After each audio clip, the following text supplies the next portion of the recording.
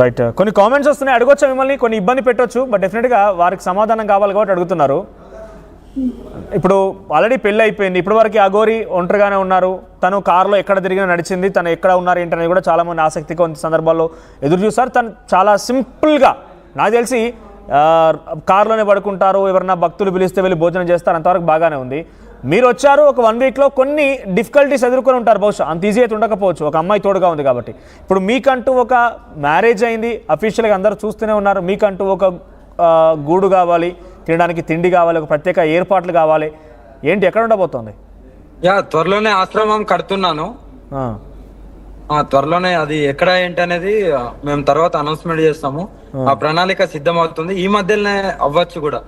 Okay. Aghori అమ్మ, honeymoon అంటూ చాలా మంది క్వశ్చన్ చేస్తున్నారు, ఏంటి హనీమూన్ అంటే? ఏం లేదండి, కొన్ని గుళ్ళకి వెళ్తున్నాం దర్శనానికి, అదే మాకు పెద్ద హనీమూన్. అవునా? సో మీకంటూ అలా ఏమంటారు, ఒక ఇల్లు అయితే కంపల్సరీ కావాల్సిందే, సో దానికి సంబంధించి ప్లానింగ్ చేసుకున్నాము, అది కూడా తొందరలోనే అవుతుంది, ఆల్రెడీ స్టార్ట్ చేసాం. అంటే తెలుగు రాష్ట్రాలు ఉండబోతుందా? లేదు లేదు, నార్త్ లోనే ఉంటామండి. తెలుగు రాష్ట్రాలు అంటే ఇక్కడ కట్టుకుని అటువైపు వస్తాం, మేము అటువైపు రావని చెప్పట్లేదు, అటు వస్తూ వెళ్తూ ఉంటాము, కానీ ఇక్కడనే ఇంకా మొత్తం ఆశ్రమం లాంటిది ఇక్కడనే కట్టుకుంటాము. సరే, నా భోజనాలు అవన్నీ ఉన్నాయా? అంటే ఇక్కడ లాగానే అనిపించిందా? భోజనాలు అంటే ఇక్కడ నాన్ వెజ్ ఉండదు కాబట్టి మొత్తం వెజ్ భోజనాలే అనమాట. ఓకే.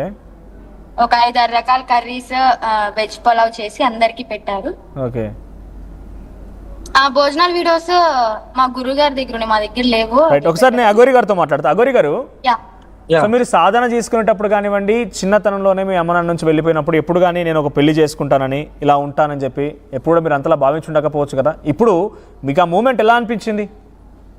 చాలా హ్యాపీగా ఉన్నాను, నాకంటూ లైఫ్ లాంగ్ ఒకరు తోడు. అనుకున్నారా ఎప్పుడైనా? పోనీ ఎప్పుడైనా అనుకున్నారా అసలు ఒక పెళ్లి చేసుకుంటానని ఇలా అని?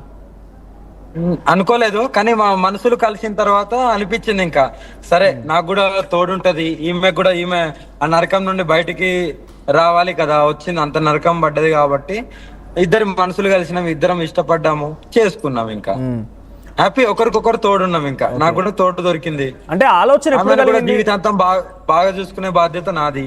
ఓకే. ఆలోచన ఎప్పుడు కలిగింది? పెళ్లి చేసుకోవాలన్న ఆలోచన మీకు ఎప్పుడు స్టార్ట్ అయింది? మాకు మా చిన్న పరిచయం అయిన తర్వాతనే నాకు ఆలోచన వచ్చింది.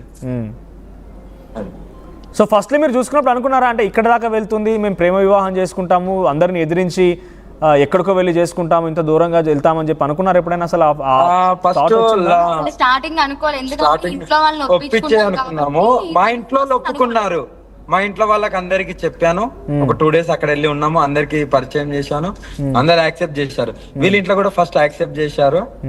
యాక్సెప్ట్ చేసిన తర్వాత వాళ్ళ ఇంట్లో వాళ్ళ అమ్మ నాన్న ముంగట, వాళ్ళ అన్న వాళ్ళ ముంగట తాళి కట్టాను, జరిగింది. తర్వాత ఇంకా కొన్ని సందర్భాలు ఒక మధ్యలో ఒకళ్ళు అలా జరిగిపోయింది, ఇంకా అంతే.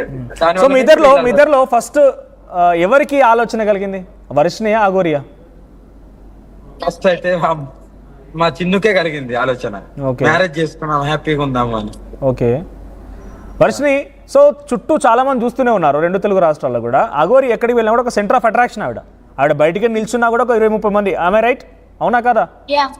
సో అటువంటి సినారీ నుంచి ఏకంగా కొన్ని సందర్భాల్లో పోలీసులు తన బలవంతం కూడా కొన్ని బార్డర్స్ దాటించే సందర్భాలు కూడా ఉన్నాయి.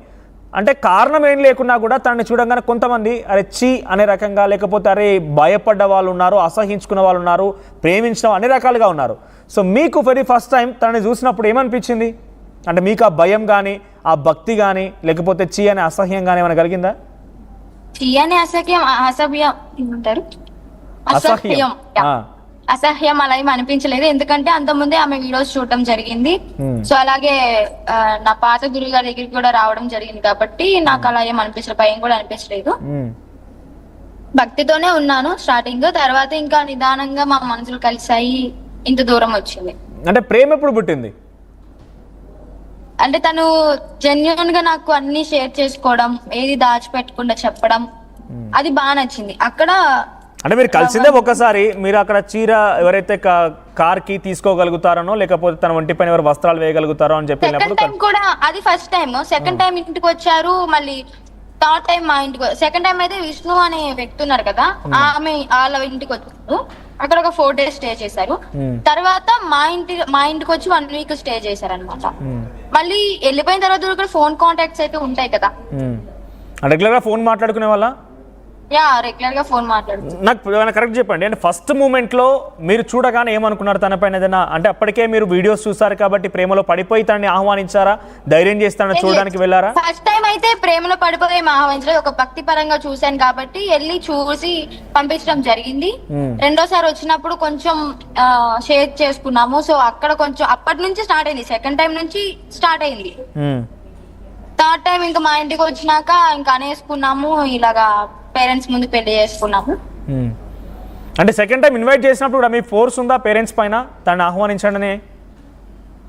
సారీ, సెకండ్ టైం మీ ఇంటికి వచ్చినప్పుడు కూడా అంటే మీ ఫోర్స్ ఉండేనా తనని ఆహ్వానించండి, తన ఇంట్లో ఉండనివ్వండి, ఏం కాదని చెప్పి?